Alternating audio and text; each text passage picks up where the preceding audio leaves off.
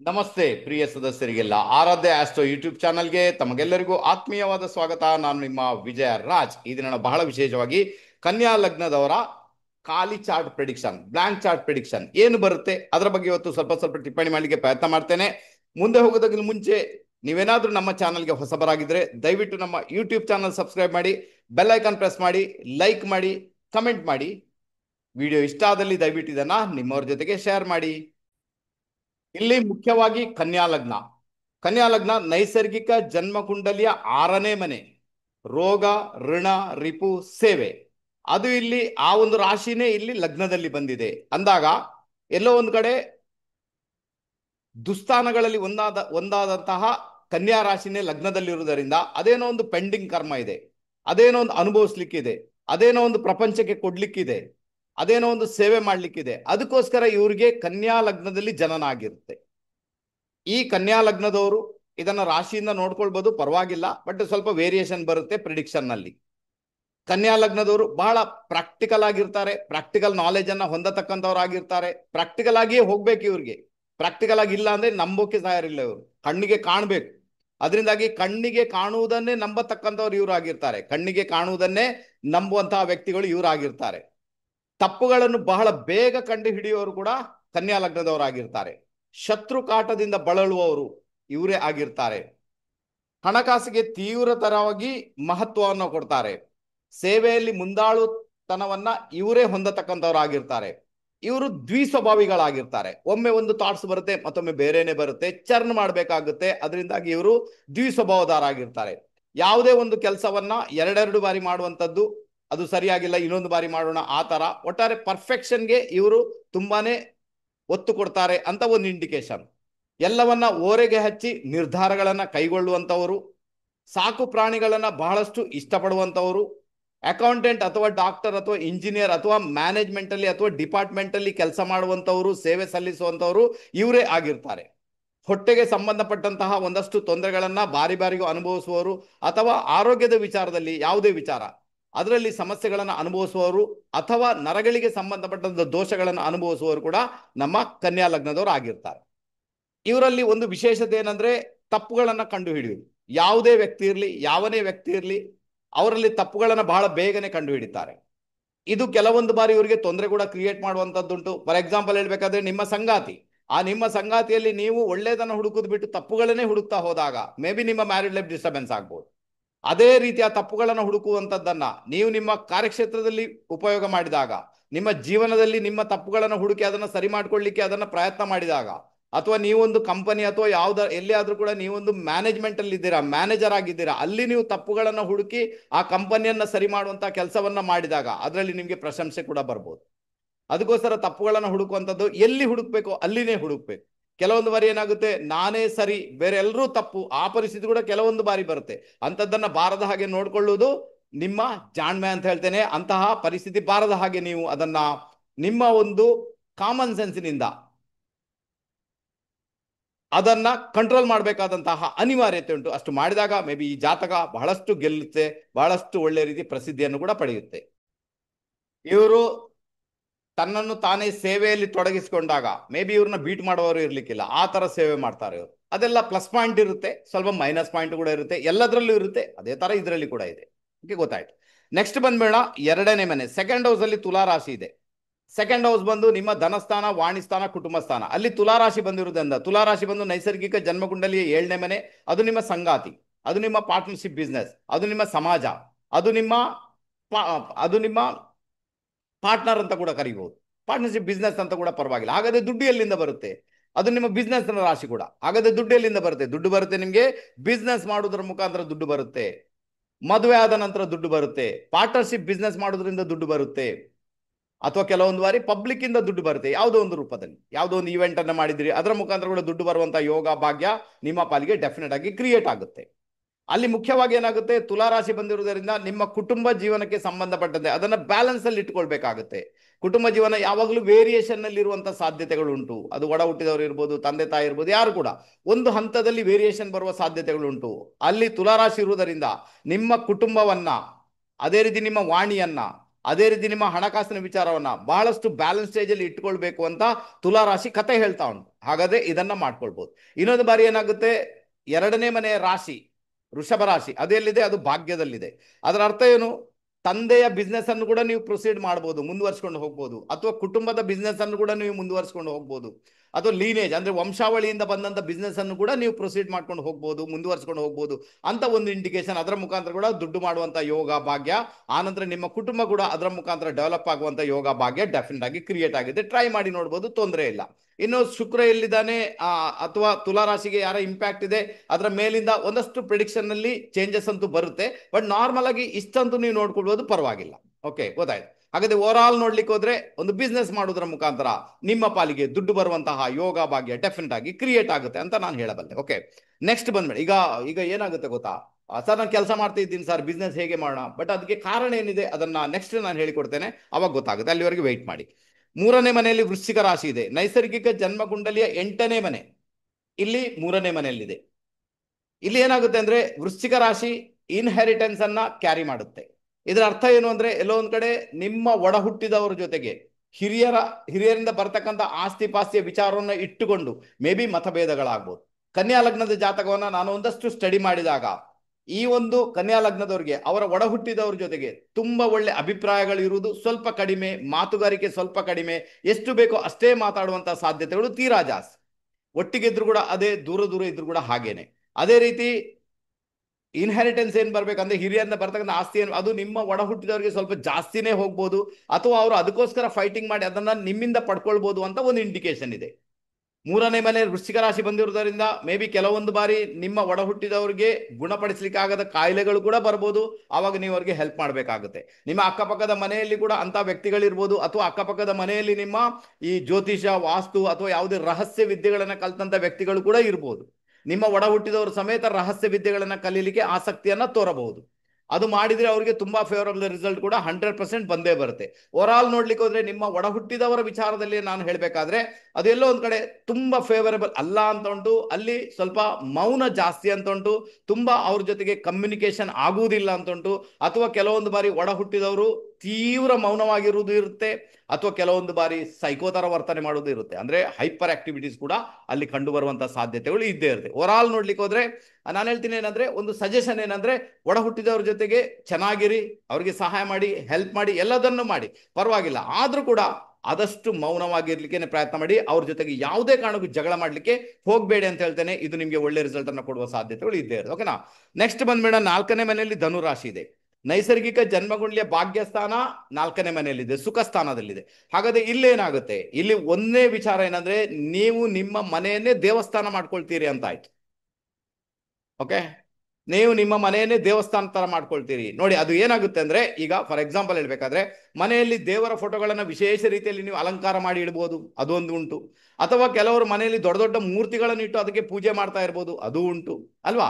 ಅದರಲ್ಲಿ ನೋಡ್ಕೊಳ್ಳಿ, ಒಂದು ವೇಳೆ ಫಾರ್ ಎಕ್ಸಾಂಪಲ್ ನಿಮ್ಮ 9th ಲಾರ್ಡ್ ಯಾರು ಶುಕ್ರ, ಆತ ಏನಾದ್ರು ಇಲ್ಲಿ ಬಂದ್ಬಿಟ್ಟ, 9th ಲಾರ್ಡ್ ಶುಕ್ರ ನಿಮ್ಮ 4ನೇ ಮನೆಯಲ್ಲಿ ಬಂದ್ಬಿಟ್ಟ ಅಂತ ಇಟ್ಟುಕೊಳ್ಳೋಣ. ಈಗೇನಾಯ್ತು, 9th ಹೌಸ್ 4ನೇ ಮನೆಗೆ ಕನೆಕ್ಟ್ ಆಗಿದೆ ಮೊದಲೇ, ಆನಂತರ 9th ಲಾರ್ಡ್ ಶುಕ್ರನು ಕನೆಕ್ಟ್ ಆದ. ಈಗ ಏನಾಯ್ತು, ಅಲ್ಲಿ ನಿಮ್ಮ ಭಾಗ್ಯಸ್ಥಾನದ ಇಂಪ್ಯಾಕ್ಟ್ 100% ಡಬಲ್ ಆಯ್ತು.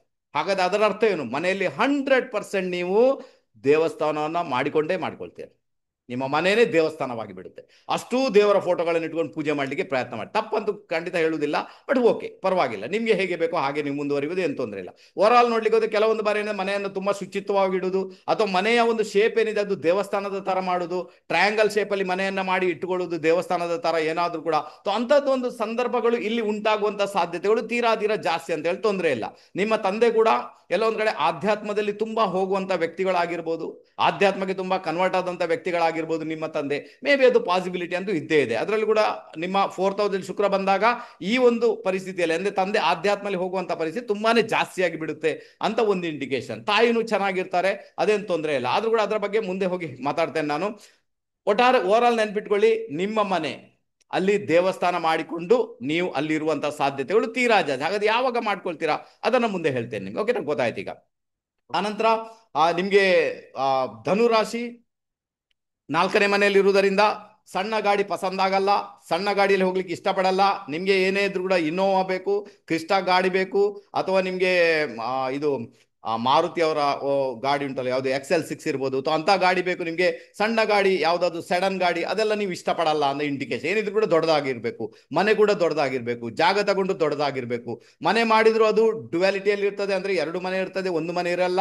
ಎರಡೆರಡು ಮನೆ ಮಾಡ್ಕೊಳ್ತೀರಾ, ಅಥವಾ ಎರಡೆರಡು ಗಾಡಿ ಇಟ್ಕೊಳ್ತೀರಾ, ಅಥವಾ ಎರಡೆರಡು ಜಾಗ ಮಾಡ್ತೀರಾ. ಮೇ ಬಿ ಅಂತಹ ಒಂದು ಸಂದರ್ಭಗಳು ತೀರಾ ತೀರಾ ಜಾಸ್ತಿ ಅಂತ ಹೇಳ್ತೇನೆ. ಇದನ್ನು ಅರ್ಥ ಮಾಡ್ಕೊಳ್ಬೇಕು. ಓವರ್ ಆಲ್ ನೋಡ್ಲಿಕ್ಕೆ ಹೋದ್ರೆ ನಿಮ್ಗೆ ನಾಲ್ಕನೇ ಮನೆ ವಿಚಾರಗಳು ಬಹಳ ದೊಡ್ಡ ಮಟ್ಟಿಗೆ ಬೇಕು ನಿಮಗೆ. ಸಣ್ಣ ಮಟ್ಟಿಗೆ ನೀವು ಯಾವುದನ್ನು ಕೂಡ ಇಷ್ಟಪಡ್ಲಿಕ್ಕೆ ಹೋಗುವುದಿಲ್ಲ. ಅಂದ್ರೆ ಮನೆ ಕಟ್ಟಿಸಿದ್ರು ಕೂಡ ದೊಡ್ಡ ಮಟ್ಟಿಗೆನೆ ಕಟ್ಟಿಸಿದಿರಾ, ಸಣ್ಣ ಮಟ್ಟಿಗೆ ಮನೆ ಕಟ್ಟಿಸುವಂತದ್ದು ನಿಮ್ಮಿಂದ ಆಗದ ವಿಚಾರ, ಗೊತ್ತಾಯ್ತು. ಈಗ 5ನೇ ಮನೆಯಲ್ಲಿ ಮಕರ ರಾಶಿ ಇದೆ. ನೈಸರ್ಗಿಕ ಜನ್ಮಗುಂಡಲಿ 10ನೇ ಮನೆ 5ನೇ ಮನೆಯಲ್ಲಿದೆ. 5ನೇ ಮನೆ ಬಂದು ಏನು? ಅದು ನಿಮ್ಮ ವಿದ್ಯೆ, ಅದು ನಿಮ್ಮ ಬುದ್ಧಿ, ಅದು ನಿಮ್ಮ ಸ್ನೇಹಿತರು, ನಿಮ್ಮ ಪ್ರೀತಿ ಪ್ರೇಮ, ನಿಮ್ಮ ಇಷ್ಟ ದೇವರು, ನಿಮ್ಮ ಸ್ಪೆಕ್ಯುಲೇಷನ್ಸ್, ನಿಮ್ಮ ಮನರಂಜನೆ, ನಿಮ್ಮ ಹೀಲಿಂಗ್, ಅದು ಅಲ್ವಾ. ಆನಂತರ ಹೊಟ್ಟೆಗೆ ಸಂಬಂಧಪಟ್ಟದ್ದು, ಮತ್ತೆ ತಾಯಿಯ ಕುಟುಂಬ. ಓವರ್ ಆಲ್ ಅಲ್ಲಿ ಏನಾಗಿದೆ, ಶನಿಯ ರಾಶಿ ಬಂದಿದೆ. ಹಾಗಾದ್ರೆ ನಿಮ್ಮ ಎಜುಕೇಶನ್ಗೆ ಸಂಬಂಧಪಟ್ಟಂತ ವಿಚಾರಗಳಲ್ಲಿ ಸಮೇತ ತೊಂದರೆಗಳಾಗ್ಬೋದು. ನೋಡಿ ಅಲ್ಲಿ ಏನಾಗುತ್ತೆ ಗೊತ್ತಾ, ಈಗ ನೀವು ಹೇಳ್ಬೋದು ಸರ್ ಇದು ಕರ್ಣೋಪತಿಗಳ ಜಾತಕ ಕೂಡ ಆಗಿರ್ಬೋದಲ್ವ ಸರ್, ಅವಾಗ ಅವ್ರಿಗೆ ಏನು ತೊಂದರೆ ಆಗ್ಬೋದು ಅಂತ ಹೇಳಿರ್ಬೋದು. ಬಟ್ ಏನು ತೊಂದರೆ ಆಗ್ಬೇಕಲ್ವಾ, ಅದು 100% ಆಗುತ್ತೆ ಸರ್, ಏನೂ ಮಾಡೋಕ್ಕಾಗಲ್ಲ. ಅದು ಏನು ಆಗ್ಬೇಕು ಘಟನೆ ಅದು ಘಟಿಸ್ತದೆ. ಅದಕ್ಕೋಸ್ಕರ ಇಲ್ಲಿ ಮಕರ ರಾಶಿ 5ನೇ ಮನೆಯಲ್ಲಿ ಇರುವುದರಿಂದ ಎಜುಕೇಶನ್ ಅಲ್ಲಿ ಹಾರ್ಡ್ ವರ್ಕ್ ಅನ್ನ ಮಾಡಬೇಕಾಗುತ್ತೆ. ತುಂಬಾ ಸುಲಭವಾಗಿ ಯಾವುದು ಕೂಡ ಒಲ್ದು ಬರುವುದಿಲ್ಲ. ಎಜುಕೇಶನ್ ಕೆಲವೊಮ್ಮೆ ಡಿಸ್ಟರ್ಬೆನ್ಸ್ ಕೂಡ ಆಗುತ್ತೆ ಅಂತ ಒಂದು ಇಂಡಿಕೇಶನ್. ಯಾಕಂದ್ರೆ 5ನೇ ಮನೆ ರಾಶಿಯಲ್ಲಿದೆ, ಐಸೋಲೇಷನ್ ಅಲ್ಲಿದೆ, 12ನೇ ಮನೆಯಲ್ಲಿದೆ. ಅದರಿಂದಾಗಿ ಎಜುಕೇಶನ್ ಡಿಸ್ಕನೆಕ್ಟ್ ಆಯಿತು, ಎಜುಕೇಶನ್ ಐಸೋಲೇಷನ್ ಆಯಿತು, ಕಾಲೇಜ್ ಬಿಡಬೇಕಾಯ್ತು, ಸ್ಕೂಲ್ ಬಿಡಬೇಕಾಯ್ತು, ಮತ್ತೆ ಬೇಕಾದ್ರೆ ಕಂಟಿನ್ಯೂ ಮಾಡ್ಬೋದು, ವಿಷಯ ಬೇರೆ. ಮೇ ಬಿ ಒಂದು ಬಾರಿ ನಿಮಗೆ ಅದರ ರುಚಿಯನ್ನು ತೋರಿಸುವಂತ ಸಾಧ್ಯತೆಗಳು ಇದ್ದೇ ಇರ್ತವೆ. ಇನ್ನು ಕೆಲವರಿಗೆಲ್ಲ ದುಡ್ಡಿನ ವಿಚಾರ ಪ್ರಾಬ್ಲಮ್ ಆಗಿ ಕೂಡ ಎಜುಕೇಶನ್ ಅಲ್ಲಿ ಡಿಸ್ಟರ್ಬೆನ್ಸ್ ಬರುವಂತ ಸಾಧ್ಯತೆಗಳು ಇದ್ದೇ ಇರ್ತವೆ. ಅದರ ಜೊತೆಗೆ ಕೆಲವೊಂದು ಬಾರಿ ಏನಾಗಿದೆ, ನಿಮ್ಮ ಪ್ರೀತಿ ಪ್ರೇಮ ಅದು ಅಷ್ಟು ಸುಲಭ ಅಲ್ಲ. ಕನ್ಯಾ ಲಗ್ನದವರ ಪ್ರೀತಿ ಪ್ರೇಮ ಸಕ್ಸಸ್ ಆಗ್ಲಿಕ್ಕೆ ಅಲ್ಲಿ ಕೂಡ ನೀವು ಬಹಳಷ್ಟು ಕಠಿಣತೆಯನ್ನು ಎದುರಿಸಬೇಕಾಗುತ್ತೆ, ತೊಂದರೆಯನ್ನು ಎದುರಿಸಬೇಕಾಗುತ್ತೆ, ಸವಾಲುಗಳನ್ನು ಎದುರಿಸಬೇಕಾಗುತ್ತೆ. ಕೆಲವೊಂದು ಬಾರಿ ನೀಚತನವನ್ನು ಕೂಡ ಎದುರಿಸಬೇಕಾದಂತ ಅನಿವಾರ್ಯತೆ ಉಂಟು. ಮೇ ಬಿ ಆನಂತರ ಹೋಗಿ ಎಲ್ಲೋ ಆಗ್ಬೋದು. ಅನ್ಯथा ನಾರ್ಮಲ್ ಆಗಿ ಹೇಳಬೇಕಾದ್ರೆ ಕನ್ಯಾ ಲಗ್ನದವರ ಪ್ರೀತಿ ಪ್ರೇಮ ಫಲಿಸುವಂತ ಸಾಧ್ಯತೆಗಳು ತೀರಾ ತೀರಾ ಕಡಿಮೆ ಅಂತ ಹೇಳ್ತೇನೆ. ಸೊ ಇದನ್ನ ಅರ್ಥ ಮಾಡ್ಕೊಳ್ಳಿಕ್ಕೆ ಪ್ರಯತ್ನ ಅಂತೂ ಖಂಡಿತ ಮಾಡಿ. ಅದಕ್ಕೋಸ್ಕರ ನಾನು ಹೇಳ್ತೀನಿ, ನಿಮ್ಮ ಸ್ನೇಹಿತರು ಯಾರಿದ್ದಾರೆ ಅದು ಫ್ಯೂ ಅಂದ್ರೆ ಒಂದು ಸ್ವಲ್ಪನೇ ಇಟ್ಟುಕೊಳ್ಳಿಕ್ಕೆ ಪ್ರಯತ್ನ ಮಾಡಿ. ತುಂಬಾ ಜನ ಬೇಕಾಗಿಲ್ಲ. ಪ್ರೀತಿ ಪ್ರೇಮ ಅಂತ ಏನುಂಟು ಅದನ್ನ ಮೊದಲೇ ನೋಡ್ಕೊಳ್ಳಿ, ಜಾತಕ ಈತಗೆಲ್ಲ ನೋಡ್ಕೊಂಡೆ ಮತ್ತೆ ಪ್ರೊಸೀಡ್ ಆಗಿ ಏನಾದ್ರೂ ಆಗುವುದು ಉಂಟಾ ಅಂತ. ಇಲ್ಲಾಂದ್ರೆ ಪ್ರೀತಿ ಪ್ರೇಮದಲ್ಲಿ ಕೂಡ ನೀವು ಕೈ ತೊಳಿಬೇಕಾದಂತಹ ಅನಿವಾರ್ಯತೆ ನಿಮ್ಮ ಪಾಲಿಗೆ ಅಂತೂ 100% ಬರ್ಬೋದು. ಈಗ ಗೊತ್ತಾಯ್ತು ನಿಮಗೆ ಇಲ್ಲಿ ಯಾವ ರೀತಿ ಇಂಪ್ಯಾಕ್ಟ್ ಕ್ರಿಯೇಟ್ ಆಗುತ್ತೆ ಅಂತ, ಓಕೆನಾ?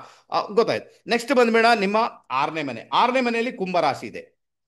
ಪರವಾಗಿಲ್ಲ, ಕುಂಭರಾಶಿ ಇದೆ. ಇದರ ಅರ್ಥ ಏನಂದ್ರೆ ಎಷ್ಟು ಸೇವೆ ಮಾಡ್ತೀರಾ ಅಷ್ಟು ಲಾಭ ಪಡಿತೀರಿ ಅಂತ ಇಂಡಿಕೇಶನ್ ಇದೆ.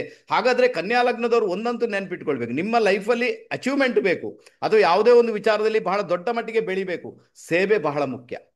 ಸರ್ ನಾನು ಬರೀ ಸ್ಯಾಲ್ರಿ ತಗೊಳ್ತಾ ಇದ್ದೀನಿ ಸರ್, ಏನ್ ಸೇವೆ ಮಾಡೋಣ ಸರ್ ನಾವು, ಬರುತ್ತೆ ಪ್ರಶ್ನೆ. ನಾನು ಹೇಳ್ತೀನಿ, ನಿಮ್ಮ ಸ್ಯಾಲ್ರಿಯಲ್ಲಿ ಸ್ವಲ್ಪ ಹಣವನ್ನ ಮಿಗಿಸಿಟ್ಟು ಅದನ್ನ ಯಾರಿಗಾದ್ರೂ ಡೊನೇಟ್ ಮಾಡಿ, ವಿಶೇಷವಾಗಿ ಮಕ್ಕಳಿಗೆ ಡೊನೇಟ್ ಮಾಡಿ. ಅಥವಾ ಮಕ್ಕಳೇನಾದ್ರೂ ಬಿಮಾರ್ ಆಗಿದ್ದಾರೆ, ಅವ್ರಿಗೆ ಎಜುಕೇಶನ್ಗೆ ಪ್ರಾಬ್ಲಮ್ ಇದೆ, ಅಥವಾ ಅವ್ರಿಗೆ ಬಟ್ಟೆಗೆ ಪ್ರಾಬ್ಲಮ್ ಇದೆ, ಏನಾದ್ರೂ ಕೂಡ ಫೀಸ್ ಕಟ್ಟಲಿಕ್ಕೆ ಅದನ್ನ ಮಾಡಿ. ಅಥವಾ ಅನಾಥಾಶ್ರಮಕ್ಕೆ ರೇಷನ್ ಅಥವಾ ಅಕ್ಕಿಯನ್ನ ದಾನ ಮಾಡಿ ನೋಡಿ. ನಾನು 100% ಹೇಳ್ತೇನೆ, ಇದನ್ನ ನೀವೇನಾದ್ರೂ ತಿಂಗಳಿಗೆ ಒಂದಾವರ್ತಿ ಮಾಡುವುದರಿಂದ ಕೂಡ ಕನ್ಯಾ ಲಗ್ನದವರಿಗೆ ಅದು ಯಾವ ಮಟ್ಟಕ್ಕೆ ನೀವು ಬೆಳಿಬೇಕಾ ಅದು 100% ಬೆಳಿಲಿಕ್ಕೆ ಶುರು ಆಗುತ್ತೆ. ಯಾಕಂದ್ರೆ ನಿಮ್ಮ ನೈಸರ್ಗಿಕ ಜನ್ಮಕುಂಡಲಿಯ ಲಾಭಸ್ಥಾನ 11ನೇ ಮನೆ, ಲಾಭ ಕೊಡುವಂಥದ್ದು ಅದು 6ನೇ ಮನೆಯಲ್ಲಿದೆ. 6ನೇ ಮನೆ ಏನು? 6ನೇ ಮನೆ ರಿಲೇಟೆಡ್ ಟು ಸೇವೆ. ಹಾಗಾದ್ರೆ ಸೇವೆಯನ್ನ ಮಾಡಿದಾಗ ಲಾಭವನ್ನ ಜಾಸ್ತಿ ಗಳಿಸ್ಕೊಳ್ತೀರಿ ಅಂತ ಒಂದು ಇಂಡಿಕೇಶನ್. ಆನಂತರದ್ದು ಶತ್ರುಸ್ಥಾನ ಕೂಡ, ಆನಂತರದ್ದು ರೋಗದ ಸ್ಥಾನ ಕೂಡ ಎಲ್ಲ ಇದೆ. ಬಟ್ ಸೇವೆ ಮಾಡೋದ್ರಿಂದ ಅದೆಲ್ಲ ಸಮಸ್ಯೆಯಿಂದ ನೀವು ಮುಕ್ತರಾಗುವಂತ ಸಾಧ್ಯತೆಗಳು ಇದ್ದೇ ಇದೆ. ಇನ್ನೊಂದು ವಿಚಾರ ಹೇಳ್ಬೇಕಾದ್ರೆ, ನಿಮಗೆ ಶತ್ರುಕಾಟ ಅಲ್ವೇ ಅಲ್ಲಲ್ವಾ? ನಿಮ್ಮ ಶತ್ರುಕಾಟ ಯಾವುದೇ ಕಾರಣಕ್ಕೆ ಶತ್ರುಗಳು ನಿಮ್ಮ ಒಂದು ಕೂದಲು ಕೂಡ ಅಲ್ಲಾಡಿಸಲಿಕ್ಕೆ ಮೇ ಬಿ ಸಾಧ್ಯ ಇಲ್ಲ ಅಂತ ಹೇಳ್ತೇನೆ. ಅದು ಆಗುವುದು ಕೂಡ ಇಲ್ಲ. ಯಾಕಂದ್ರೆ ಶತ್ರುಗಳು ಎಷ್ಟು ಷಡ್ಯಂತ್ರ ಮಾಡ್ತಾರೆ ಅಷ್ಟೇ ಅವರು ಅಲ್ಲಿ ತೊಂದರೆಯನ್ನು ಅನುಭವಿಸ್ತಾರೆ. ಇದಂತೂ 100%. ಇನ್ನು ಬೇರೆ ಬೇರೆ ಕಾಂಬಿನೇಷನ್ ಬಂದಾಗ ಸ್ವಲ್ಪ ವೇರಿಯೇಷನ್ ಬರ್ಬೋದು. ಬಟ್ ನಾರ್ಮಲ್ ಆಗಿ ನಿಮ್ಮ ಜಾತಕವನ್ನ ನಾನು ವಿಮರ್ಶೆ ಮಾಡಿದಾಗ, ಅಂದ್ರೆ ಬ್ಲಾಂಕ್ ಚಾರ್ಟ್ ಅನ್ನು ವಿಮರ್ಶೆ ಮಾಡಿದಾಗ ಶತ್ರುಕಾಟ ತೀರಾ ಕಡಿಮೆ. ಶತ್ರುಕಾಟ ಬಂದ್ರು ಕೂಡ ಶತ್ರು ಯಾರು ಇರ್ತಾನೆ ಅವನೇ ಎಲ್ಲೋ ಒಂದು ಕಡೆ ತಾನೇ ಸೋತು ಹೋಗ್ತಾನೆ. ಅಪ್ಪ ಇವರ ಸಹವಾಸನೇ ಬೇಡ ಅಂದ್ರೆ ನಿಮ್ಮಿಂದ ದೂರ ಹೋಗ್ತಾನೆ. ಅದರಿಂದಾಗಿ ಶತ್ರು ಕಾಟಕ್ಕೆ ಹೆದರುವಂತ ಅವಶ್ಯಕತೆಗಳು ಖಂಡಿತ ನಿಮ್ಮಲ್ಲಿಲ್ಲ. ನಾನು ಹೇಳ್ತೀನಿ, ನೀವು ಬಂದದ್ದು ಸೇವೆ ಮಾಡಲಿಕ್ಕೆ, ಆ ಸೇವೆ ಅಂತ ನೋಡೋದು ನಿಮ್ಮಲ್ಲಿ ಇರಬೇಕು. ಹಾಗಾದ್ರೆ ನೀವು ಸೇವೆಯಲ್ಲಿ ಮುಂದುವರಿಸ್ಕೊಂಡು ನಿಮ್ಮನ್ನ ಹೋಗಬೇಕು. ದೊಡ್ಡ ಮಟ್ಟಿಗೆ ಆಗುದಿಲ್ಲ, ಸಣ್ಣ ಮಟ್ಟಿಗಾದ್ರೂ ಮಾಡಿ. ಒಂದಷ್ಟು ಅಚೀವ್ಮೆಂಟ್ ನಿಮ್ಮ ಪಾಲಿಗೆ ಬರುವಂತ ಸಾಧ್ಯತೆಗಳು ತೀರಾ ಜಾಸ್ತಿ ಆಗಿಬಿಡುತ್ತೆ. ಟ್ರೈ ಮಾಡಿ ನೋಡ್ಬೋದು, ತುಂಬಾ ಚೆನ್ನಾಗಿರ್ತೀರಾ. ಇನ್ನು ನಿಮ್ಮ 7th ಹೌಸ್ ಅಲ್ಲಿ ಮೀನ ರಾಶಿ ಇದೆ. 7th ಹೌಸ್ ಬಂದು ನಿಮ್ಮ ಪಾರ್ಟ್ನರ್, 7th ಹೌಸ್ ಬಂದು ನಿಮ್ಮ ಮದುವೆ ಅಲ್ಲಿ ಮೀನ ರಾಶಿ ಇದೆ. ಮೀನರಾಶಿಗೆ ಬುಧನಿಂದ ನೀಚ ಫಲ, ಶುಕ್ರನಿಂದ ಉಚ್ಚ ಫಲ. ಅದೇ ನಿಮ್ಮ ಲಗ್ನಕ್ಕೆ ಶುಕ್ರನಿಂದ ನೀಚ ಫಲ, ಬುಧನಿಂದ ಉಚ್ಚ ಫಲ. ಇಲ್ಲಿ ಎರಡು ಕೂಡ ಉಲ್ಟಾ ಇದೆ, ಉಲ್ಟಾ ಪಲ್ಟಿ ಇದೆ. ಇಲ್ಲಿ ಅರ್ಥ ಮಾಡ್ಕೊಳ್ಬೇಕೇನಂದ್ರೆ, ನಿಮ್ಮ ಪಾರ್ಟ್ನರ್ ಯಾರಿರ್ತಾರೆ, ಯಾರು ಕೂಡ ಇರ್ಬೋದು, ಗಂಡಸಿರ್ಬೋದು ಹೆಂಗಸಿರ್ಬೋದು, ಏನು ಕೂಡ ಅಲ್ವಾ, ನಿಮ್ಮ ಪಾರ್ಟ್ನರ್ ಯಾರಿರ್ತಾರೆ ಅವ್ರಿಗೆ ನಿಮ್ಮ ಲೆಕ್ಕಾಚಾರ ಬೇಕಾಗಿಲ್ಲ. ಓಕೆನಾ? ಯಾಕಂದ್ರೆ ಬುಧ ನೀಚ, ಅವ್ರ ಲೆಕ್ಕಾಚಾರದಲ್ಲಿಲ್ಲ. ನಿಮ್ಮ ಲೆಕ್ಕಾಚಾರ ನೀವು ಏನ್ ಬೇಕಾದ್ರೂ ಮಾಡ್ಕೊಳ್ಳಿ, ನನಗೆ ಬೇಡ. ನನಗೆ ಲಕ್ಸುರಿ ಬೇಕು, ನನಗೆ ಎಲ್ಲಿ ತಿರುಗ್ಲಿಕ್ಕಿಂಟಲ್ಲಿ ತಿರುಗಬೇಕು, ನನ್ನ ಜೊತೆ ಇರಬೇಕು, ನನಗೆ ಸಮಯ ಕೊಡಬೇಕು ಅಂದ್ರೆ ನಿನ್ನ ಮ್ಯಾರಿಡ್ ಲೈಫ್ ಚೆನ್ನಾಗಿರುತ್ತೆ. ಅಂದ್ರೆ ನಾನು ನಿನ್ಗೆ ಸಹಾಯ ಮಾಡ್ತೇನೆ, ಅನ್ಯತಾ ಮಾಡಲ್ಲ. ಕೆಲವರು ಏನ್ ಮಾಡ್ತಾರೆ, ಕನ್ಯಾ ಲಗ್ನದವರು ಪಾರ್ಟ್ನರ್ಗೆ ಸಮಯನೇ ಕೊಡಲ್ಲ. ಇದುಂಟಲ್ವಾ ನಿಮ್ಮ ಮೀನ ರಾಶಿ, ಅದು ಸಮಯ. ಅರ್ಥ ಆಯ್ತಾ? ಅಲ್ಲಿ ಆರಾಮಾಗಿರ್ಬೇಕು, ಪಾರ್ಟ್ನರ್ ಜೊತೆಗೆ ಇರ್ಬೇಕು, ತಿರುಗಾಡ್ಲಿಕ್ಕೆ ಹೋಗ್ಬೇಕು, ಮಾಲ್ಗೆ ಹೋಗಿ, ಪಿಕ್ಚರ್ಗೆ ಹೋಗಿ, ಟೂರ್ ಹೋಗಿ, ತೀರ್ಥಕ್ಷೇತ್ರ ಯಾತ್ರೆ, ನೀವು ಎಲ್ಲಿ ಬೇಕಾದ್ರೂ ಹೋಗಿ, ಪಾರ್ಟ್ನರ್ನ ನೀವು ಕರ್ಕೊಂಡೇ ಹೋಗ್ಬೇಕು. ಈವನ್ 15 ದಿನಕ್ಕೊಮ್ಮೆ ಆದ್ರೂ ಕೂಡ ನೀವು ಹೊರಗಡೆ ಹೋಗ್ಬೇಕು ತಿರುಗಾಡ್ಲಿಕ್ಕೆ. ವಾರಕ್ಕೊಮ್ಮೆ ಆದ್ರೆ ಇಸ್ ದ ಮಚ್ ಬೆಟರ್. ಅವ್ರಿಗೆ ಎಲ್ಲವನ್ನ ಸವಲತ್ತುಗಳನ್ನ ಕೊಡಬೇಕು, ಅವರ ಜೊತೆಗೆ ಇರಬೇಕು. ಆವಾಗ ನಿಮ್ಮ ಮ್ಯಾರಿಡ್ ಲೈಫ್ ಏನುಂಟು ಸಜ್ಜಿಂಗ್ ಆಲಲ್ಲ ಅಂತ ಹೇಳ್ತೀನಿ. ಆವಾಗ ನಿಮಗೆ ದುಡ್ಡು ಬರ್ಬೇಕು, ಅದು ಬರುತ್ತೆ. ಒಂದು ವೇಳೆ ಎಣಿಸ್ಕೊಳ್ಳಿ, ಒಂದು ವೇಳೆ ನಿಮ್ಮ ಪಾರ್ಟ್ನರ್ಗೆ ನಿಮಗೆ ಸಮಯ ಕೊಡ್ಲಿಕ್ಕೆ ಆಗ್ಲಿಲ್ಲ, ತೊಂದರೆ ಆಯ್ತು, ನೀವೇ ಬ್ಯುಸಿ ಆಗಿಬಿಟ್ರಿ, ನಿಮ್ಮ ಬಿಸ್ನೆಸ್ ಅಲ್ಲಿ ಬ್ಯುಸಿ ಆಗಿಬಿಟ್ರಿ, 40ರಿಂದ 49ರಲ್ಲಿ ಅನುಭವಿಸ್ಲಿಕ್ಕೆ ಸಿಗುತ್ತೆ, ತೊಂದರೆ ಆಗುತ್ತೆ. ಆವಾಗ ಅವ್ರಿಗೆ ಹೆಲ್ತ್ ರಿಲೇಟೆಡ್ ಪ್ರಾಬ್ಲಮ್ ಆಗುತ್ತೆ, ನಿಮ್ಗೆ ಅದು ಅನುಭವಿಸ್ಲಿಕ್ಕೆ ಸಿಗುತ್ತೆ. ಅಂದ್ರೆ ನಿಮ್ಮ ಹಣಕಾಸು ಅಲ್ಲಿಂದ ಖರ್ಚಾಗುತ್ತೆ, ಇಲ್ಲಿ ಖರ್ಚು ಮಾಡಿಲ್ಲ, ಈಗ ಅಲ್ಲಿಂದ ಖರ್ಚಾಗುತ್ತೆ. ಸ್ವಲ್ಪ ಕೇರ್ ತಗೊಳ್ಬೇಕಾದ ಅನಿವಾರ್ಯತೆ. ನಿಮ್ಮ ಪಾರ್ಟ್ನರ್ ಜೊತೆಗೆ ಸ್ವಲ್ಪ ತಿರುಗಾಡ್ಲಿಕ್ಕೆ ಪ್ರಯತ್ನ ಮಾಡಿ, ಅವ್ರಿಗೆ ಸಮಯ ಕೊಡ್ಲಿಕ್ಕೆ ಪ್ರಯತ್ನ ಮಾಡಿ. ಅದು ಒಳ್ಳೆ ರಿಸಲ್ಟ್ ಅನ್ನ ನಿಮ್ಮ ಪಾಲಿಗೆ ಡೆಫಿನೆಟ್ ಆಗಿ ಕೊಟ್ಟೆ ಕೊಡುತ್ತೆ. ಓಕೆ, ಇನ್ನು 8ನೇ ಮನೆಯಲ್ಲಿ ಆಯುಷ್ಯ ಸ್ಥಾನದಲ್ಲಿ ಮೇಷರಾಶಿ ಇದೆ. ಪರವಾಗಿಲ್ಲ, ಮೇಷರಾಶಿ ಇದೆ, ತೊಂದರೆ ಇಲ್ಲ. ಬಟ್ ಏನ್ ಗೊತ್ತಾ, ಇಲ್ಲಿ ಮೇಷರಾಶಿ ಏನು ನೈಸರ್ಗಿಕ ಜನ್ಮಕುಂಡಲಿಯ 1ನೇ ಮನೆ ಅಲ್ವಾ. ಇಲ್ಲಿಗ 1ನೇ ಮನೆಯಲ್ಲಿ ಕನ್ಯಾ ರಾಶಿ ಇದೆ ಅಲ್ವಾ. ಬಟ್ ನೈಸರ್ಗಿಕ ಜನ್ಮಕುಂಡಲಿ 1ನೇ ಮನೆ 8ನೇ ಮನೆಯಲ್ಲಿ ಬಂದಿದೆ. ಇಲ್ಲಿ ಏನಾಗುತ್ತೆ ಅಂದ್ರೆ, ನಿಮ್ಮ ಆರೋಗ್ಯವನ್ನ ನೋಡ್ಕೊಳ್ಬೇಕು. ತಲೆಗೆ ಸಂಬಂಧಪಟ್ಟಂತ ತೊಂದರೆಗಳು ನಿಮ್ಮನ್ನ ಕಾಡಬಹುದು ಅಂತ ಒಂದು ಇಂಡಿಕೇಶನ್. ತುಂಬಾನೇ ವೇರಿಯೇಷನ್ ಆಗ್ಬೋದು, ಬ್ಲಡ್ ರಿಲೇಟೆಡ್ ಪ್ರಾಬ್ಲಮ್ ಆಗ್ಬೋದು, ಬ್ಲಡ್ ಕ್ಲಾಟ್ ಅಂತಹ ಸಮಸ್ಯೆಗಳು ಇದ್ದೇ ಇರ್ತವೆ. ಇನ್ನು ಕೆಲವೊಮ್ಮೆ ಏನಾಗುತ್ತೆ, ಇನ್ಹೆರಿಟೆನ್ಸ್ ಅಂದ್ರೆ ಹಿರಿಯರಿಂದ ಬರ್ತಕ್ಕಂಥ ಆಸ್ತಿ ಪಾಸ್ತಿಯನ್ನು ತಗೊಳ್ಳಿಕ್ಕೆ ಅಲ್ಲಿ ಜಗಳ ಮಾಡ್ತೀರಿ ಅಂತ ಮತ್ತೊಂದು ಇಂಡಿಕೇಶನ್ ಇದೆ. ಅಲ್ಲಿ ಯಾವುದೋ ಒಂದು ಕಾರಣಕ್ಕೆ ನೀವು ಜಗಳ ಮಾಡ್ಬೋದು, ಬೇಗನೆ ಬರಬೇಕು, ಕೂಡಲೇ ಆಗ್ಬೋದು. ಸೊ ಅದನ್ನ ಮಾಡಬೇಡಿ ಅಂತ ಹೇಳ್ತೇನೆ. ಏನು ಬರುತ್ತೋ ಅದು ಬರುತ್ತೆ, ಸ್ವಲ್ಪ ಮೌನವಾಗಿರಿ. ಅದು ಬರುವಂತ ಸಮಯದಲ್ಲಿ ನಿಮ್ಮ ಪಾಲಿಗೆ ಅದು ಏನ್ ಬರ್ಬೇಕು ಅದು 100% ಬರುತ್ತೆ. ಚಿಂತೆ ಮಾಡುವಂತಾಗತ್ತೆ. ನನ್ನ ಲೆಕ್ಕದಲ್ಲಿ ಖಂಡಿತ ಇಲ್ಲ. ಆಯುಷ್ಯದಲ್ಲಿ ಅಂತ ಪ್ರಾಬ್ಲಮ್ ಈ ಜಾತಕಕ್ಕೆ ಕ್ರಿಯೇಟ್ ಆಗುವಂತದ್ದಿಲ್ಲ, ಅದರ ಬಗ್ಗೆ ನೀವು ಹೆದರ್ಬೇಕಂತೇನಿಲ್ಲ. ಓಕೆನಾ? ಆನಂತರ ಬಂದ್ಬೇಡ, ಇಲ್ಲಿ ಬಹಳ ಮುಖ್ಯವಾಗಿ ಭಾಗ್ಯದಲ್ಲಿ ವೃಷಭ ರಾಶಿ ಇದೆ. ಓಕೆನಾ? ಭಾಗ್ಯದಲ್ಲಿ ವೃಷಭ ರಾಶಿ ದುಡ್ಡಿನ ರಾಶಿ ಅಂತ ಹೇಳ್ಬೋದು ಅಲ್ವಾ. ಹಾಗಾದ್ರೆ ನಿಮ್ಮ ನಿಮ್ಮ ಇನ್ಕಮ್ ಏನಿರುತ್ತೆ ಅದನ್ನ ಸ್ವಲ್ಪ ನೀವು ದೇವಸ್ಥಾನಗಳಿಗೆ ಡೊನೇಟ್ ಮಾಡ್ಬೇಕಂತ ಉಂಟು. ನಿಮ್ಮ ಇನ್ಕಮ್ ಅನ್ನ ದೇವಸ್ಥಾನಕ್ಕೆ ಡೊನೇಟ್ ಮಾಡಿ, ಆಧ್ಯಾತ್ಮಕ್ಕೆ ಡೊನೇಟ್ ಮಾಡಿ, ಏನ್ ಬೇಕಾದ್ ಮಾಡಿ. ಅದರ ಮುಖಾಂತರ ಇನ್ನಷ್ಟು ಗ್ರೋತ್ ಅನ್ನ ನೀವು ಲೈಫಲ್ಲಿ ಪಡ್ಕೊಳ್ತೀರಾ, ದುಡ್ಡಿಗೆ ಸಂಬಂಧಪಟ್ಟಂತೆ ಅಲ್ವಾ. ಯಾಕಂದ್ರೆ ದುಡ್ಡಿನ ರಾಶಿಯಲ್ಲಿದೆ, ಭಾಗ್ಯದಲ್ಲಿದೆ. ಭಾಗ್ಯಸ್ಥಾನ ಆಧ್ಯಾತ್ಮ ಮತ್ತೆ ದೇವಸ್ಥಾನ. ಹಾಗಾದ್ರೆ ದೇವಸ್ಥಾನಕ್ಕೆ ದಾನ ಮಾಡಿದಾಗ, ತಂದೆಗೆ ಕೊಟ್ಟಾಗ, ಗುರುಗಳಿಗೆ ಕೊಟ್ಟಾಗ, ಅಥವಾ ದೇವಸ್ಥಾನ ಕಟ್ಟಲಿಕ್ಕೆ ಕೊಟ್ಟಾಗ, ರಿನೋವೇಷನ್ಗೆ ಕೊಟ್ಟಾಗ, ದೇವಸ್ಥಾನದ ಹುಂಡಿಗೆ ಹಾಕಿದಾಗ, ಮೇ ಬಿ ನಿಮ್ಗೆ ಭಾಗ್ಯದಲ್ಲಿ ಅಭಿವೃದ್ಧಿ ಆಗುವಂತಹ ಯೋಗ ಭಾಗ್ಯ 100% ಕ್ರಿಯೇಟ್ ಆಗುತ್ತೆ.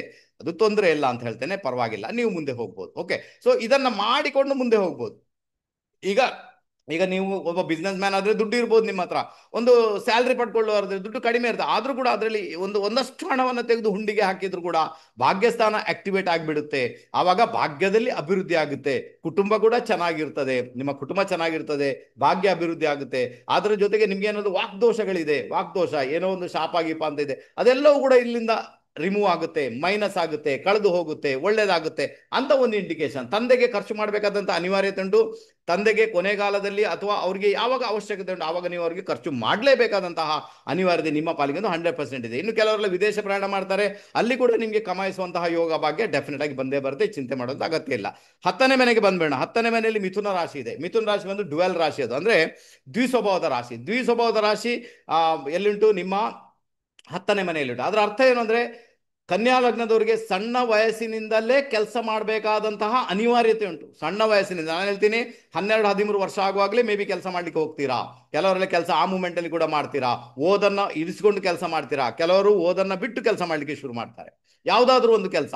ಈಗ ಈಗ ನೀವೇನ್ ಹೇಳ್ತೀರಂದ್ರೆ, ಸರ್ ಇದರಲ್ಲಿ ಕೋಟ್ಯಾಧೀಶರ ಮಕ್ಕಳು ಕೂಡ ಇರ್ತಾರಲ್ವ ಸರ್, ಏನವ್ರು 12-13 ವರ್ಷದಲ್ಲಿ ವಯಸ್ಸಲ್ಲಿ ಅವ್ರು ಏನು ಕೆಲಸ ಮಾಡ್ಲಿಕ್ಕೆ ಹೋಗ್ತಾರೆ ಸರ್ ಅಂದ್ರೆ ನೀವಂತೂ ಕೇಳ್ತೀರಾ. ಬಟ್ ಅಲ್ಲಿ ಏನಾಗುತ್ತೆ ಗೊತ್ತಾ, ಅವ್ರಿಗೆ ಒಂದು ಹಾಬಿ ಅಂತ ಇರ್ತದೆ.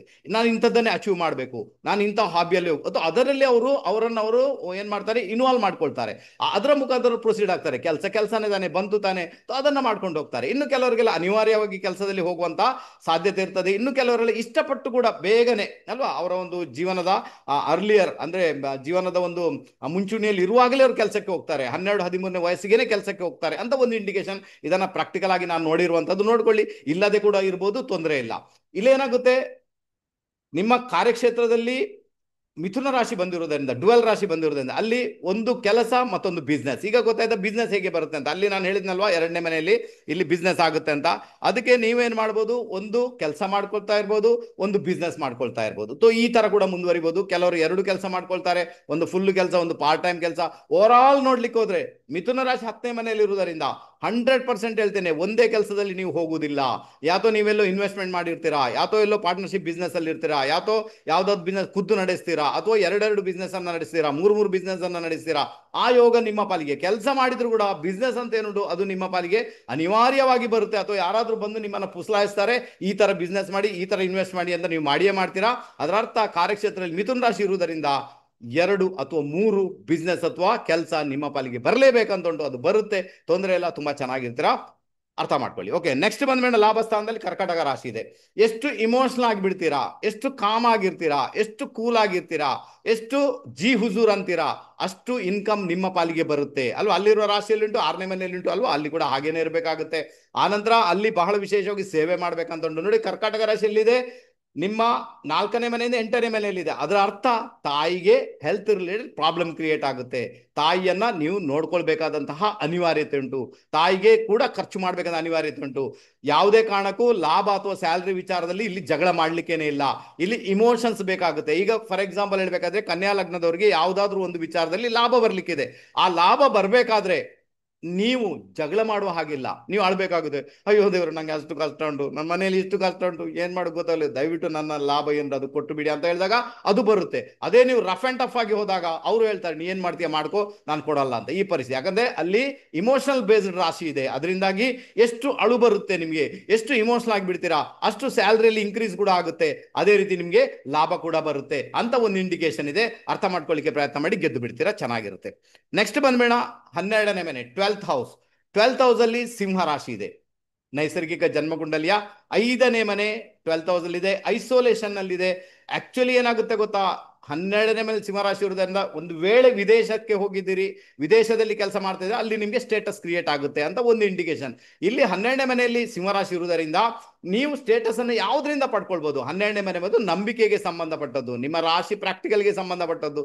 12ನೇ ಮನೆ ನಂಬಿಕೆಗೆ ಸಂಬಂಧಪಟ್ಟ. ಹಾಗಾದ್ರೆ ಯಾವಾಗ ನೀವೊಂದು ದೇವಸ್ಥಾನದ ನಿರ್ಮಾಣಕ್ಕೆ ಸಹಾಯ ಮಾಡ್ತೀರಿ, ದೇವಸ್ಥಾನದ ನವೀಕರಣಕ್ಕೆ ಸಹಾಯ ಮಾಡ್ತೀರಿ, ಅಥವಾ ಯಾವುದೋ ಒಂದು ರೂಪದಲ್ಲಿ ದೇವಸ್ಥಾನ ಕಟ್ಟಿಸ್ತೀರಿ, ಅಥವಾ ನಿಮ್ಮ ಕುಟುಂಬ ಅಥವಾ ನಿಮ್ಮ ಮನೆ ದೇವರನ್ನ ಜೀರ್ಣೋದ್ಧಾರ ಮಾಡ್ತೀರಿ, ಅಥವಾ ಅಲ್ಲಿ ಡೊನೇಷನ್ ಮಾಡ್ತೀರಿ, ಆವಾಗ ನಿಮ್ಮ ಸ್ಟೇಟಸ್ ಡೆವಲಪ್ಮೆಂಟ್ ಆಗುತ್ತೆ.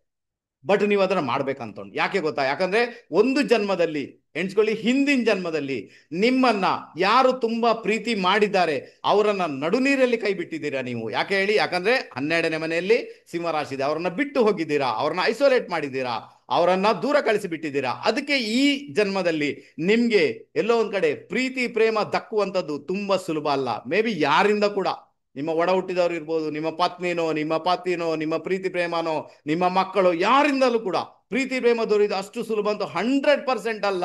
ಅದಕ್ಕೋಸ್ಕರ ನೀವೇನ್ ಮಾಡ್ಬೇಕಾಗುತ್ತೆ, 12ನೇ ಮನೆ ಆಕ್ಟಿವಿಟೀಸ್ ಅನ್ನ ನೀವು ಅಲ್ಲಿ ಸಕ್ರಿಯಗೊಳಿಸಬೇಕಾಗುತ್ತೆ. ಅಲ್ಲಿ ಆಕ್ಟಿವಿಟೀಸ್ ಏನು, 12ನೇ ಒಂದು ಡೊನೇಷನ್ ಮಾಡುವಂಥದ್ದು, ಮತ್ತೆ ದೇವಸ್ಥಾನಗಳಿಗೆ ಸಂಬಂಧಪಟ್ಟಂತೆ ಕೆಲಸ ಕಾರ್ಯಗಳನ್ನು ಮಾಡುವಂಥದ್ದು. ಅದರ ಮುಖಾಂತರ ಸ್ಟೇಟಸ್ ಕ್ರಿಯೇಟ್ ಆಗುತ್ತೆ. ಅದೇನು ಪ್ರೀತಿ ಪ್ರೇಮ ಬೇಕು ನಿಮ್ಗೆ, ಅದೇನು ಮಕ್ಕಳಿಂದ ಸುಖ ಬೇಕು ನಿಮ್ಗೆ, ಅದ್ಯಾವ ಸ್ಟೇಟಸ್ ಕ್ರಿಯೇಟ್ ಆಗಬೇಕು ನಿಮ್ಗೆ, ಅದೆಲ್ಲವೂ ಕೂಡ ಇದರ ಮುಖಾಂತರ ಬರುತ್ತೆ. ಟ್ರೈ ಮಾಡಿ, ಖಂಡಿತ ನೋಡ್ಬೋದು, ಏನು ತೊಂದರೆ ಇಲ್ಲ. ಓಕೆನಾ, ಅರ್ಥ ಆಯ್ತು ಅಂತ ಇಟ್ಕೊಳ್ತೇನೆ. ಸೊ ಇದು ಬ್ಲಾಂಕ್ ಚಾರ್ಟ್ ಪ್ರೆಡಿಕ್ಷನ್. ಇನ್ನು ವಯಸ್ಸಿನ ಆಧಾರದ ಮೇಲೆ ಏನಾಗುತ್ತೆ ಅದರ ಬಗ್ಗೆ ಸ್ವಲ್ಪ ಟಿಪ್ಪಣಿ ಮಾಡ್ತೇನೆ. ಇವರ ವಯಸ್ಸು 20ರಿಂದ 29, 20 to 29. ಸ್ವಲ್ಪ ಸ್ನೇಹಿತರು ಜಾಸ್ತಿ, ಗುಪ್ತ ಸ್ನೇಹಿತರು ಜಾಸ್ತಿ, ಪ್ರೀತಿ ಪ್ರೇಮ ಸ್ವಲ್ಪ ಎಣಿಸುವುದಕ್ಕಿಂತಲೂ ಸ್ವಲ್ಪ ಜಾಸ್ತಿ, ಕೆಲವೊಮ್ಮೆ ತೀವ್ರಗತಿಯ ರಿಲೇಶನ್ಶಿಪ್, ಕೆಲವೊಮ್ಮೆ ದೈಹಿಕ ಸಂಪರ್ಕ ಅನೈತಿಕ ರೀತಿಯಲ್ಲಿ ಆಗುವಂತ ಸಾಧ್ಯತೆಗಳು ಇರ್ತವೆ. ಕೇರ್ಫುಲ್ ಆಗಿರ್ಬೇಕು. ನೆನ್ಪಿಟ್ಕೊಳ್ಳಿ, ಕನ್ಯಾ ಲಗ್ನದ ಜಾತಕ, ಶುಕ್ರನಿಂದ ನೀಚ ಫಲ, ಮೊದಲೇ ಸ್ತ್ರೀ ಶಾಪದ ಜಾತಕ, ಸ್ತ್ರೀಯರಿಗೆ ತೀವ್ರ ರೀತಿಯಲ್ಲಿ ಗೌರವ ಕೊಡಬೇಕಾದಂತ ಅನಿವಾರ್ಯತೆ ಉಂಟು. 20ರಿಂದ 29ರಲ್ಲಿ ಕೆಲವರೆಲ್ಲ ಮಗು ಮಾಡಿ ಕೈಗೆ ಕೊಟ್ಟು ಬಂದವರನ್ನು ನಾನು ನೋಡಿದ್ದೇನೆ. ಸೊ ಬಿ ಕೇರ್ಫುಲ್, ತುಂಬಾ ಕೇರ್ಫುಲ್ ಆಗಿ ಗರ್ಭ ತೆಗೆಸುವಂಥದ್ದು, ಮಗು ಮಾಡಿ ಕೈಗೆ ಕೊಡುವಂಥದ್ದು ಒಳ್ಳೆ ಲಕ್ಷಣ ಅಲ್ಲ ಅಂತ ಹೇಳ್ತೇನೆ. ಸೊ ಮುಂದೆ ಹೋಗಿ ನಿಮ್ಗೆ ಅನುಭವಿಸ್ಲಿಕ್ಕೆ ಸಿಗ್ಬೋದು. ಬಹಳ ಸ್ವಲ್ಪ ಕ್ಯಾರ್ ತಗೊಳ್ಳಿ. ನೋಡಿ ಏನಾಗುತ್ತೆ, 20ರಿಂದ 29 ಒಂದು ಅಂತ ವಯಸ್ಸು, ಮೊಟ್ಟೆಯಿಂದ ಹೊರ ಬರ್ತೀವಿ ಅಷ್ಟೇ, ಆ ಮುಂದೆ ಪ್ರೀತಿ ಪ್ರೇಮ ಅಂತ ಬರುತ್ತೆ, ನಾನು ಇಲ್ಲ ಅಂತ ಹೇಳಿ. ಬಟ್ ಕನ್ಯಾ ಲಗ್ನದವ್ರಿಗೆ ಏನಾಗುತ್ತೆ, ಲಗ್ನಕ್ಕೇನೆ ಶುಕ್ರನಿಂದ ನೀಚ ಫಲ, ಅದರಿಂದಾಗಿ ಸ್ತ್ರೀಯರು ಏನಾದ್ರು ಶಾಪ ಹಾಕಿಬಿಟ್ರು ಅಲ್ವಾ, ನೀವು ಅವ್ರಿಗೆ ಮಗು ಮಾಡಿ ಕೈಗೆ ಕೊಟ್ಟು ಬಂದ್ರಿ, ಅವ್ರನ್ನ ಕೈ ಬಿಟ್ಟು ಬಿಟ್ರಿ, ಗರ್ಭ ತೆಗಿಸಿಬಿಟ್ರಿ, ಯಾವ್ದು ದೈಹಿಕ ಸಂಪರ್ಕ ಮಾಡಿ ಅವ್ರಿಗೆ ಮೋಸ ಮಾಡಿಬಿಟ್ರಿ, ನೀವೇನೋ ಮಾಡಿಬಿಟ್ರಿ, ಅವ್ರು ಶಾಪ ಹಾಕ್ಬಿಟ್ರು, ನೀನು ಒಳ್ಳೇದಾಗ್ಲಿಕ್ಕೇನೆ ನಿನ್ನ ಲೈಫಲ್ಲಿ ಅಂತ ಮತ್ತೆ ಆಗ್ಲಿಕ್ಕೇನಿಲ್ಲ. ಈ ಪರಿಸ್ಥಿತಿ ಕ್ರಿಯೇಟ್ ಆಗುತ್ತೆ. ಅದಕ್ಕೋಸ್ಕರ ಯಾರಾದ್ರೂ ನಿಮ್ಮಲ್ಲಿ ಕನ್ಯಾ ಲಗ್ನದವರು ಇದ್ದಾರೆ 20ರಿಂದ 29ರಲ್ಲಿ, ಈ ಒಂದು ಬುದ್ಧಿ ಹೇಳಿ ಅವ್ರಿಗೆ. ಬಾಕಿ ನಿಮ್ಗೆ ಒಳ್ಳೆ ಸ್ಯಾಲ್ರಿ ಸಿಗುತ್ತೆ, ಒಳ್ಳೆ ಕೆಲಸ ಸಿಗುತ್ತೆ, ಕೆಲಸದಲ್ಲಿ ನೀವು ಹೋಗ್ತೀರಾ, ಕೆಲವರಿಗೆ ದೂರ ಟ್ರಾವೆಲಿಂಗ್ ಮಾಡುವಂತ ಯೋಗ, ವಿದೇಶ ಪ್ರಯಾಣ ಮಾಡುವಂತ ಯೋಗ, ವಿದೇಶಕ್ಕೆ ಹೋಗುವಂತ ಯೋಗ, ಹೈಯರ್ ಎಜುಕೇಶನ್ ಮಾಡುವಂತ ಯೋಗ, ಆಲ್ಮೋಸ್ಟ್ ಅದು ಇರುತ್ತೆ. ಅದರಲ್ಲಿ ಯಾವುದೇ ಪ್ರಾಬ್ಲಮ್ ಇಲ್ಲ. ಕಮ್ಜೂರಿ ಹೇಳಿಕೊಟ್ಟಿದ್ದೇನೆ, ವೀಕ್ನೆಸ್ ಹೇಳಿಕೊಟ್ಟಿದ್ದೇನೆ, ಅರ್ಥ ಮಾಡ್ಕೊಂಡ್ರೆ ನೀವು ಗೆಲ್ತೀರಾ. ಆನಂತರ ಬಂದ್ಬಿಡ, ನಿಮ್ಮ ವಯಸ್ಸು 30ರಿಂದ 39, ಕಾರ್ಯಕ್ಷೇತ್ರದಲ್ಲಿ ಬದಲಾವಣೆ ಅಂತೂ ಬರುತ್ತೆ ಖಂಡಿತ. 30ರಿಂದ 39ರಲ್ಲಿ ಅಂದ್ರೆ ಸಾಧಾರಣ 31, 32ರಲ್ಲಿನೇ ನಿಮ್ಮ ಕಾರ್ಯಕ್ಷೇತ್ರದಲ್ಲಿ ಸ್ಟೇಟಸ್ ಕ್ರಿಯೇಟ್ ಆಗುತ್ತೆ. ಈಗ ಅದನ್ನು ಹೇಗೆ ನಿಭಾಯಿಸಿರೋದು ನಿಮ್ಗೆ ಬಿಟ್ಟದ್ದು, ಬಟ್ ಸ್ಟೇಟಸ್ ಅಂತೂ ಕ್ರಿಯೇಟ್ ಆಗುತ್ತೆ. ಬಟ್ ಇದೇ ಸಂದರ್ಭದಲ್ಲಿ ಕೆಲವರೆಲ್ಲ ಹಣಕಾಸಿನ ವಿಚಾರದಲ್ಲಿ ತೊಂದರೆಗಳು ಕ್ರಿಯೇಟ್ ಆಗಿ ಸಾಲ ಮಾಡ್ಕೊಳ್ತಾರೆ, ಸಾಲದಲ್ಲಿ ಬಿದ್ದು ಬೀಳ್ತಾರೆ. ಗೊತ್ತಿಲ್ಲ, ಬರುತ್ತೆ ಹಣಕಾಸು, ಆದ್ರೂ ಕೂಡ ಸಾಲ ಮಾಡ್ಕೊಳ್ತಾರೆ, ಆದ್ರೂ ಕೂಡ ಅದೇನೋ ಟೆನ್ಷನ್ಗೊಳಗಾಗ್ತಾರೆ, ಆದ್ರೂ ಕೂಡ ಅದೇನೋ ಒಂದು ಇರಿಟೇಟ್ ಅನ್ನ ಅನುಭವಿಸ್ತಾನೆ ಹೋಗ್ತಾರೆ ಅಲ್ವಾ.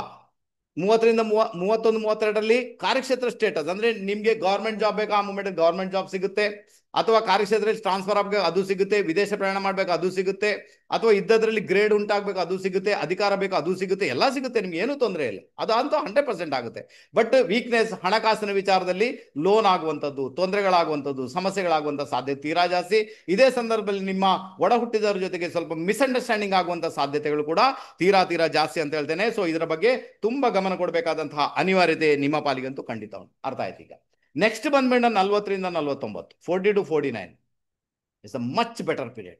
ನಿಮ್ಮ ಲೈಫಲ್ಲಿ 40 ಬಂದಾಗಲೇ ಚೇಂಜಸ್ ಬರಲಿಕ್ಕೆ ಶುರು ಆಗುತ್ತೆ, ದೊಡ್ಡ ಮಟ್ಟಿಗೆ ಚೇಂಜಸ್ ಬರುತ್ತೆ ಲೈಫಲ್ಲಿ. ಇನ್ನಿಲ್ಲದಂತ ಅಚೀವ್ಮೆಂಟ್ ನಿಮ್ಮ 40ರಿಂದ 49ರಲ್ಲೇ ಆಗುತ್ತೆ. ಇದೇ ಸಂದರ್ಭದಲ್ಲಿ ನೀವು ಸೇವೆ ಮಾಡ್ಕೊಳ್ಬೇಕು, ಮತ್ತೆ ಡೊನೇಟ್ ಮಾಡಲೇಬೇಕು. 40ರಿಂದ 49 ನಿಮ್ಮ ಪಾಲಿಗೆ ನಿಮ್ಮ ಲೈಫಲ್ಲೇ ಅತ್ಯುತ್ತಮವಾದ ಪೀರಿಯಡ್ ಅಂತ ಹೇಳ್ತೇನೆ.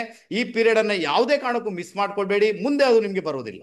ಅದರಿಂದ 40ರಿಂದ 49 ಬದುಕು ಕಟ್ಟಿಕೊಳ್ಳಲಿಕ್ಕೆ, ಮನೆ ಮಾಡುವಂಥದ್ದು, ವಾಹನ ತಗೊಳ್ಳುವಂಥದ್ದು, ದೊಡ್ಡ ಮನೆ ಮಾಡುವಂಥದ್ದು, ಮನೆಯನ್ನೇ ದೇವಸ್ಥಾನ ಮಾಡುವಂಥದ್ದು ಎಲ್ಲವೂ ಕೂಡ ನಿಮ್ಮ ಪಾಲಿಗೆ ಬರುತ್ತೆ. ಹಿರಿಯರಿಂದ ಬರ್ತಕ್ಕಂಥ ಆಸ್ತಿ ಪಾಸ್ತಿ ಬರುವಂಥದ್ದು, ಒಡ ಹುಟ್ಟಿದವ್ರ ಜೊತೆಗಿದ್ದ ಮಿಸ್ಅಂಡರ್ಸ್ಟ್ಯಾಂಡಿಂಗ್ ದೂರ ಆಗಿ ಆಸ್ತಿ ಪಾಸ್ತಿಯನ್ನು ಬಟವಾಡೆ ಮಾಡ್ಕೊಳ್ಳುವಂಥದ್ದು ಎಲ್ಲವೂ ಕೂಡ ನಿಮ್ಮ ಪಾಲಿಗೆ ಬರುತ್ತೆ. ನಾನು ಹೇಳ್ತೀನಿ, ಕನ್ಯಾ ಲಗ್ನದವ್ರಿಗೆ 30ರಿಂದ 39ರಲ್ಲಿ ಕಾರ್ಯಕ್ಷೇತ್ರ ಏನೋ ಚೆನ್ನಾಗಿರುತ್ತೆ, ಬಟ್ 40ರಿಂದ 49ರಲ್ಲಿ ಎವ್ರಿಥಿಂಗ್ ಈಸ್ ಓಕೆ, ಎಲ್ಲವೂ ಕೂಡ ನಿಮ್ಮ ಪಾಲಿಗೆ ಬರುತ್ತೆ. ಎಲ್ಲದರಲ್ಲಿ ಕೂಡ ನೀವು ಗೆದ್ದು ಬಿಡ್ತೀರಾ, ಒಂದಷ್ಟು ಒಳ್ಳೆ ರಿಸಲ್ಟ್ ಅನ್ನು ಅನುಭವಿಸ್ತೀರಾ, ನಿಮ್ಮ ವೈವಾಹಿಕ ಜೀವನ ಸಮೇತ ಚೆನ್ನಾಗಿರ್ತದೆ ಅಂತ ಒಂದು ಇಂಡಿಕೇಶನ್ ಇದೆ. ಆದ್ರೂ ಕೂಡ ಎಣಿಸ್ಕೊಳ್ಳಿ, ನೀವು ನಿಮ್ಮ ಪಾರ್ಟ್ನರ್ಗೆ ಸಮಯನೇ ಕೊಟ್ಟಿಲ್ಲ ಇಲ್ಲಿ, ಆವಾಗ ಆ ಒಂದು ವಿಚಾರದಲ್ಲಿ ಮಾತ್ರ ನಿಮಗೆ ನಿಮ್ಮ ಪಾರ್ಟ್ನರ್ಗೆ ಹೆಲ್ತ್ ರಿಲೇಟೆಡ್ ಪ್ರಾಬ್ಲಮ್ ಆಗಿ ಮೇ ಬಿ ನಿಮಗೆ ಆಸ್ಪತ್ರೆ ಅಲಿಬೇಕಾದಂತಹ ಅನಿವಾರ್ಯತೆ ಕೆಲವೊಂದು ಬಾರಿ ಬರುತ್ತೆ. ಪ್ರಾಸ್ಪರಿಟಿಗೇನು ಕಡಿಮೆ ಆಗಲ್ಲ, ಅದಂತೂ 100% ಬಂದೇ ಬರುತ್ತೆ. ಈ ಸಂದರ್ಭದಲ್ಲಿ ಯಾರಾದ್ರೂ ನಿಮ್ಗೆ ಸಿಗ್ತಾರೆ, ಗುರುಗಳು ಸಿಗ್ಬೋದು, ಮೆಂಟರ್ ಸಿಗ್ಬೋದು, ಗಾಡ್ ಫಾದರ್ ಸಿಗ್ಬೋದು, ಅಥವಾ ನಿಮ್ಮಲ್ಲೇ ಇದ್ದವ್ರು ಯಾರಾದ್ರೂ ನಿಮ್ಗೆ ಒಳ್ಳೆ ಸಪೋರ್ಟಿವ್ ಆಗಿ ಬರ್ಬೋದು ನಿಮ್ಮ ಹಿಂದೆ, ಅದೆಲ್ಲವೂ ಕೂಡ ನಿಮ್ಮ ಪಾಲಿಗೆ ಆಗುವಂತ ಸಾಧ್ಯತೆಗಳು ತೀರಾ ಜಾಸ್ತಿ. ಓಕೆನಾ? ಇನ್ನು 50ರಿಂದ 59 ಏನಾಗುತ್ತೆ, 60ರಿಂದ 69 ಏನಾಗುತ್ತೆ ಅದನ್ನ ಕೇಳಬೇಡಿ, ಅದು ಬಂದಾಗ ನೋಡೋಣ ಏನಾಗುತ್ತೆ ಅಂತ ಅಲ್ವಾ. ಪರ್ಸನಲ್ ಆಗಿ ಜಾತಕವನ್ನು ತೋರಿಸ್ಕೊಂಡು ಕೂಡ ನೀವು ಹೋಗ್ಬೋದು. ಯಾಕಂದ್ರೆ ಇಷ್ಟಕ್ಕೆ ಸಾಕು ಅಂತ ಇಟ್ಕೊಳ್ತೇನೆ. ಒಂದಷ್ಟು ವಿಚಾರಗಳು ಗೊತ್ತಾಯ್ತು ನಿಮ್ಗೆ, ಕನ್ಯಾ ಲಗ್ನದವರು ಮುಖ್ಯವಾಗಿ ಏನ್ ಮಾಡ್ಬೇಕಂತ ಗೊತ್ತಾಯ್ತು ಅಂತ ಇಟ್ಕೊಳ್ತೇನೆ.